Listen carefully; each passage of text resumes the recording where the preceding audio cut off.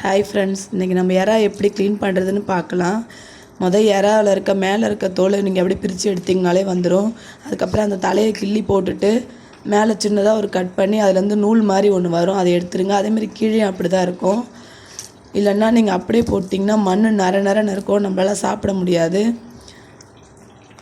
ஏன்னா எறா நிறைய மண் தான் சாப்பிடும், அதனால் அது அப்படி தான் நரன்னு இருக்கும். நீங்கள் எறா நல்லா ஈஸியாக க்ளீன் பண்ணிடலாம். குரல் ஏன் அப்படி இருக்குன்னு நினச்சிக்காதீங்க. ஒரு 5 நாளாக ஃபீவரு, ஆனால் ஃபீவர் சரியாயிடுச்சு, இன்னும் குரல் சரியாகவே இல்லை. 9 மாதத்தில் குழந்த இருக்குது, பையன் இருக்கான், அதனால் என்ன பண்ணுறதுனே தெரியல. ஹாஸ்பிட்டல் போயிட்டு வந்தாச்சு.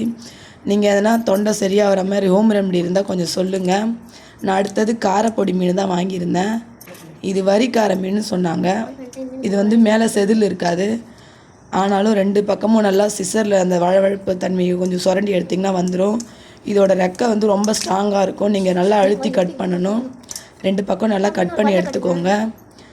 இதோட செவில் நம்ம கையில் லைட்டாக பிச்சுட்டு அதுக்கப்புறம் பிக்க முடியாது, ரொம்ப ஸ்ட்ராங்காக இருக்கும்.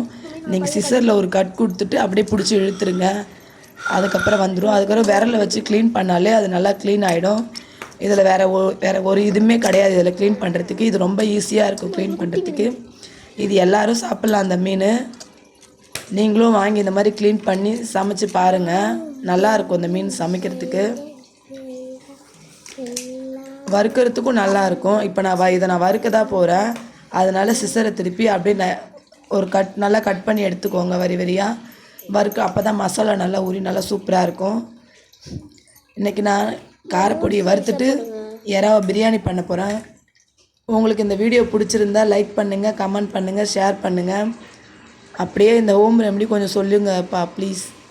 சரியாகவே மாட்டேது தொண்டை.